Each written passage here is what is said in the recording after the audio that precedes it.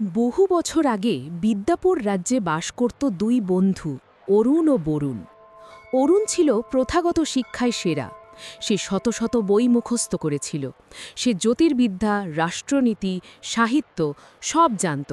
সে অন্যদের সংস্কৃতি, ইতিহাস এবং সব জ্ঞান অর্জন করেছিল।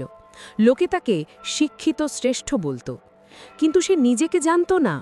তার অহংকার বা দুর্বলতা কি তা সে কখনো অনুসন্ধান করেনি। সে ছিল শুধু শিক্ষিত। অন্যদিকে বরুণ বেশি পুঁথি পড়েনি, কিন্তু সে সময় দিত আত্ম অনুসন্ধানে। সে নিজের মন, চিন্তা, রাগ ও উদ্দেশ্য নিয়ে গভীরভাবে ভাবত।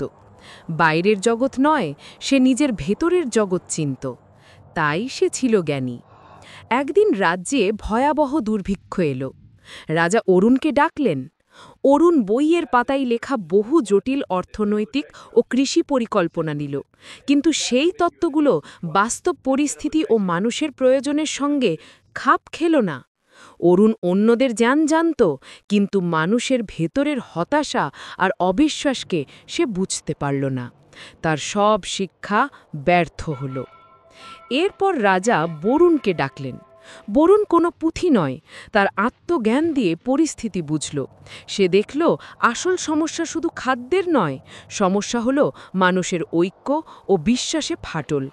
বরুণ নিজের গোলায় সঞ্চিত সব খাদ্য নিঃস্বার্থভাবে বিলিয়ে দিল।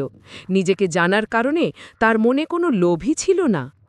বরুণের এই নিঃস্বার্থ কাজ দেখে অন্যদের মনেও পরিবর্তন এলো। তারা অনুপ্রাণিত হল।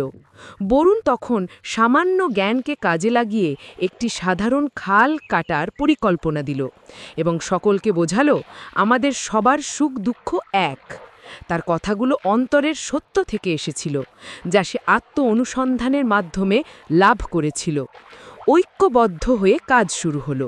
শীঘ্রই রাজ্যের পরিস্থিতি পাল্টাতে শুরু করল। রাজা তখন বললেন, অরুণ, তুমি অন্যদের জানার শিক্ষিত জ্ঞান নিয়ে ব্যর্থ হলে, আর বরুণ, তুমি নিজেকে জানার জ্ঞানী আলো দিয়ে রাজ্য বাঁচালে। জ্ঞান ছাড়া শিক্ষা কোনো কাজে আসে না। অরুণ শিক্ষিত ছিল, কিন্তু জ্ঞানহীন। বরুণ ছিল জ্ঞানী, তাই তার অল্প শিক্ষাও ছিল কার্যকরী।